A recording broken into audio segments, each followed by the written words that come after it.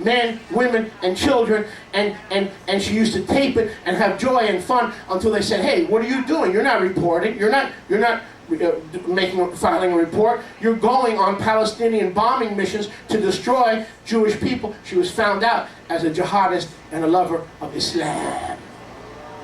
And that's why she got fired from MSNBC. Praise Yahweh for Michael Savage. You want a dude that'll tell you the truth, join the Savage Nation. WFTL, 8:50 a.m., Monday through Friday from 5 to 8 p.m. Okay? You'll get the truth. Todarabah Yahweh. So the stage is now set, brothers and sisters, for the end-time Islamic anti-Mashiach to enter the complex. You've got the Al-Aqsa Mosque on the corner, and you've got the Dome of the Rock in the middle, just south of where the Kadosh HaKadoshim used to stand. The Kadosh HaKadoshim, or the Holy of Holies, stood just north of the current Dome of the Rock. You ever go to Yerushalayim or see on TV, there's a big golden dome, right? There's a rock under that dome, which is probably the rock, perhaps, we're not sure, it could be on the Mount of Olives, where Abraham allegedly was going to slaughter Yitzchak. But regardless, it's probably on the Mount of Olives. But in Islam, that is the rock where their prophet flew to heaven, ran away to heaven. From that rock, so they built a big dome called the Dome of the Rock, and that's the third holiest shrine in the Quran. The first holy site is Mecca, the second holiest site is Medina, and the third holiest site is Yerushalayim. The only problem is, Yerushalayim is never even mentioned in the Quran. It only became holy when the Jews got a hold of it. Yerushalayim is not even mentioned in the Quran. And not only that, Muhammad was never in Yerushalayim. So how could he fly to heaven from the Temple Mount in Yerushalayim? Because the Quran says that in the night dream, Muhammad had a dream that he flew to heaven from the outer mosque. Not the closer mosque, the outer mosque. Meaning, from the Dome of the Rock, he flew to heaven to be with Allah. But then he says in the Quran that this was a dream, this was a vision. He realizes he never literally went to be with Allah. He had a dream about Yerushalayim. So do I. That doesn't mean I live there.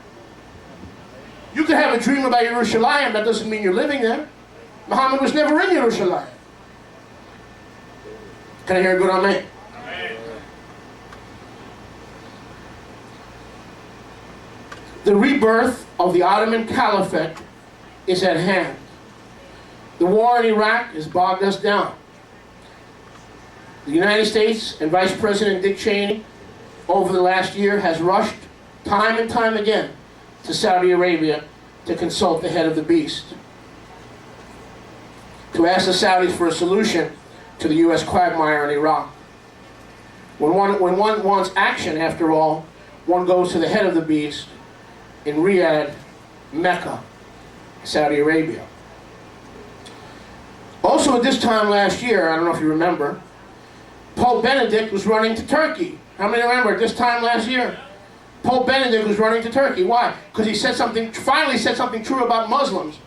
That they evangelized by the sword and by death and by hatred and not by the love of Yeshua. And then he took it back. I'm sorry, please forgive me. I'm sorry, I didn't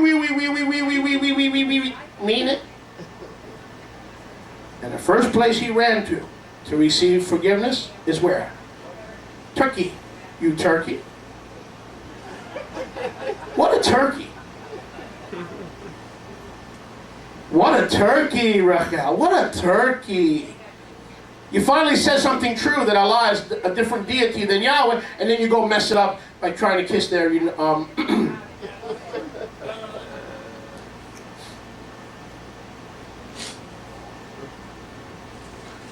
So this time last year, he was begging the seed of the beast for a pardon to his comments about Islam.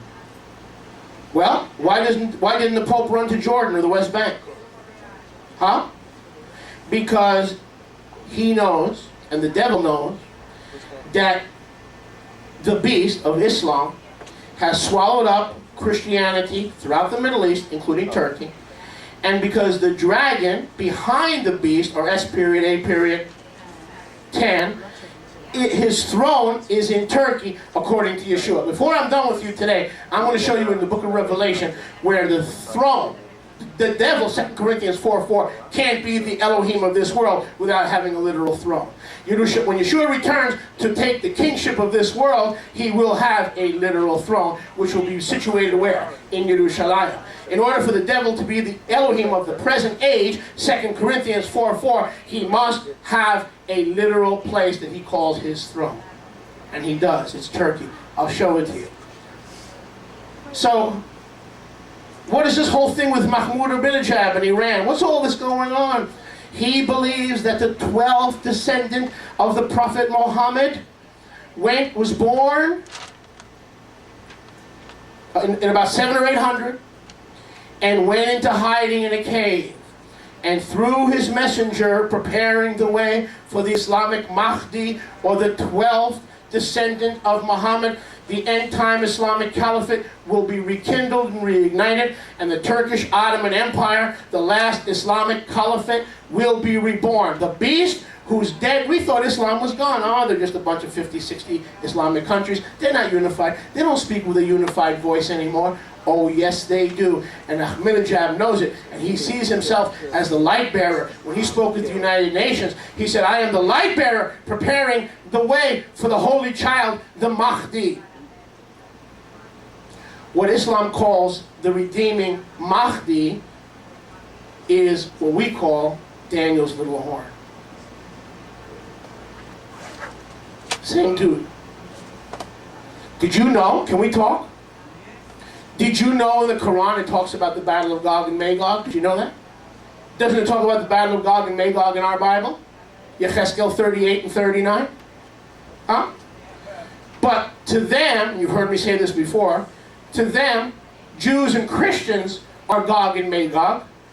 We know in our Bible that the southern Islamic nations of the former USSR, with their Islamic counterparts, the end-time beast, are the nations of Gog and Magog. And go online tonight. Don't wait till tomorrow, because you may not do it, Jude. Go online tonight and look up Gog and Magog, and you'll see the ancient historian Josephus, the Jewish historian, said that the land of Gog and Magog is the former land of Assyria, modern-day Turkey. Don't take my word for it. Baruch Hashem Yahweh. I said Baruch Hashem Yahweh. So what's happened in Asia Minor? What's happened in the Middle East? The beast has swallowed up Christianity, because the dragon's power and throne is in modern-day Turkey, and throughout all of Asia Minor, the Christian church is dead. Judaism is dead. The beast has devoured. The end beast is unlike any other beast, because the other beasts, Nebuchadnezzar, Alexander, the Medo-Persians, came to establish authority and government, but the end-time beast is not interested in establishing government and society. They only are interested in devouring anyone who doesn't think like them, act like them, or behave like them. So that beast is different than any other beast in that it doesn't conquer to establish their authority, it conquers to destroy all authority.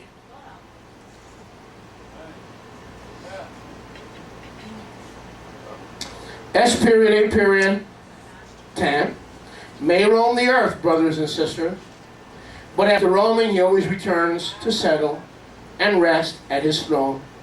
We'll talk a little bit about that. Thus, the Pope and many others have taken the mark of the beast, seeking its approval. Remember when we read the book of Revelation, it says that whoever does not take the mark of the beast cannot buy and sell trinkets, carpets, fabrics, jewelry. So what one item does the beast have to control all industry and commerce? Petrolo. Petroleum. When they cut off the supply, you cannot do anything, buy and sell. And if you don't do like Dick Cheney does, please don't cut off, we're oil dependent. We can't function, our hybrid cars, our new cars, we cannot function without oil. Says, okay, we give us some F-16s. Okay, you want the oil? We want you to pressure Israel into giving back land. All these conditions that the beast makes, and whenever you make a covenant or a league with the beast, you are carrying, most men, most governments, most kingdoms of this world already carrying. The Pope is carrying the mark of the beast. He kissed the Quran and he says, we welcome back our Muslim brothers and sisters to the faith because we call him Jehovah and they call him Allah. But it's the same sick goad.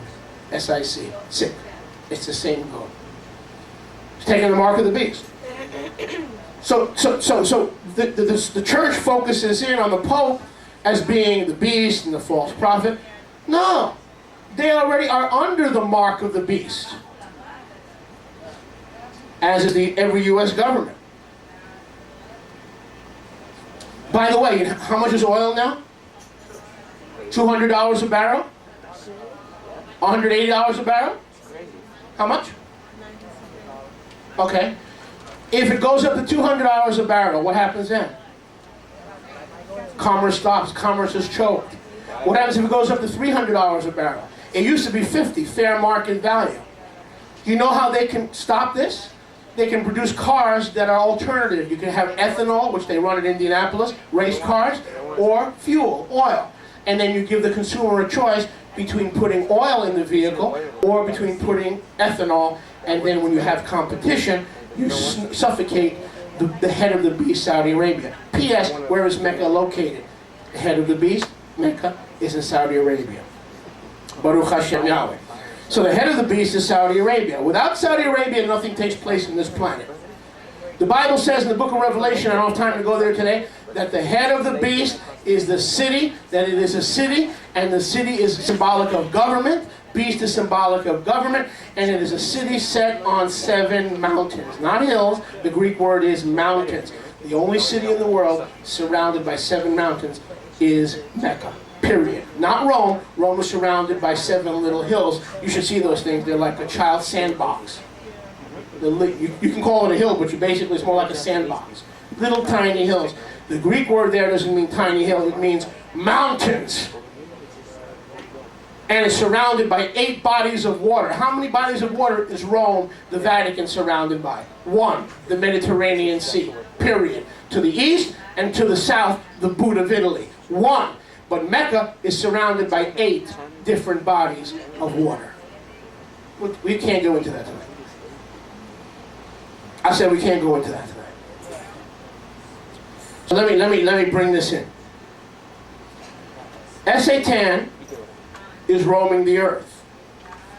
But in order to be the Elohim of this world, 2 Corinthians 4:4, he must have a throne. The Pope knew where that throne was because he has taken the mark of the beast. He sought its approval, its allegiance, its forgiveness, confirming what we all know. That Islam, not the Vatican, calls the shots in these last days. Islam, not the Vatican, calls the shots. You know why? Because without Islam and oil, the Vatican cannot function.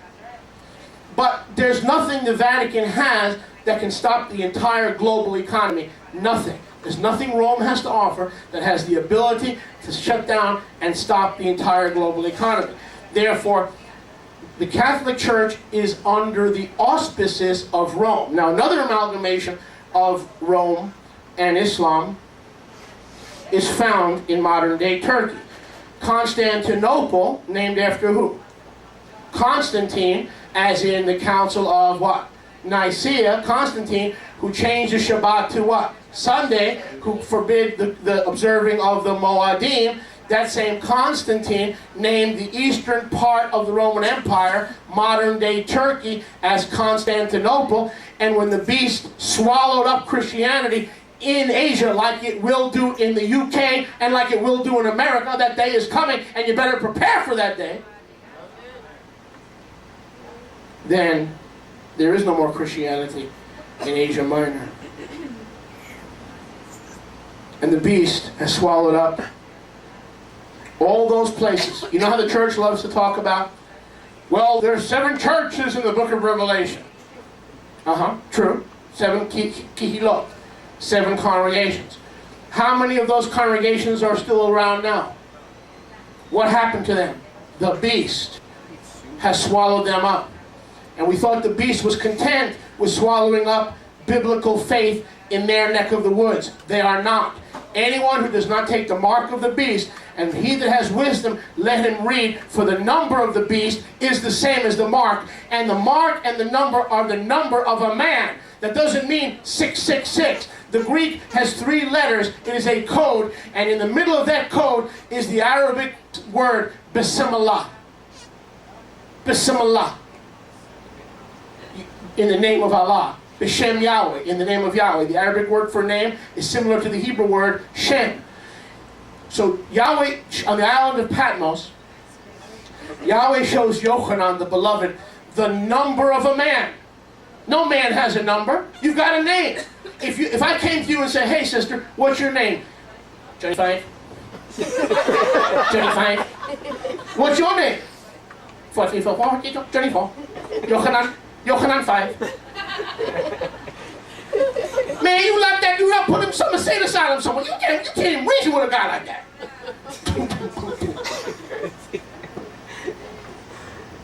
There's no man, even if you stick a social security number on him, it's still not his number. You can't even get a social security number unless you first have a name. So we've got everybody thinking, 6? Yo soy temor, temor, 666. No, it is a code that Yahweh showed Yochanan on the island of Patmos how he would seal. The number is the mark. And if you analyze those 3 Greek letters in your restoration scriptures, the only place you're going to find it, that middle Greek letter is the universal symbol of Islam. Bismillah, in the name of Allah. I hate you. I'm going to kill your children. Not in my own name, in the name of Allah. Everything they do is in honor to the mark of the beast. So the number of a man, what man? Muhammad. Not that Muhammad has a number, or his followers have a number. The number, Daryl, you should see how many people, you should see the number of people that I went to the Dolphin game. You should see the number of people that went to the basketball game. It's the multitudes, billions, who have taken the mark. It is the number of a man. The anti-Mashiach. Those who follow the teachings of Muhammad. Can I hear a good amen? Amen? It is the multitude of a man. It is the number of those who follow that man.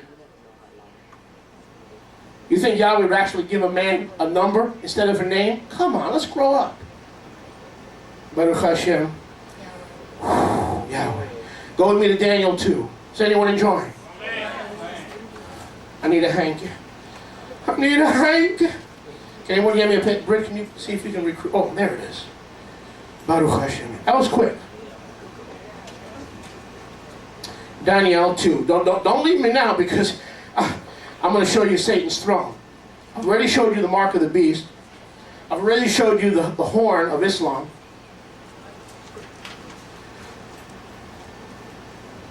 Daniel 2:41. Baruch Hashem Yahweh. And we have a lot of teachings on this in the DVD store. Grab them, bring them back. If you're not coming back, don't take them. But if you know you're coming back, they're free. You can find all these teachings in the library, the lending library. Daniel 2:41 through 43. You see why I'm teaching this now, Janet? Because half the people weren't here last year. Half the people in this room have never heard this before. So we need to use the historic Hanukkah to prepare for the Great Tribulation ahead. If we look west and we listen to Hal Lindsey and Jack Van Impe, west, Antichrist coming west, and we have an 18-week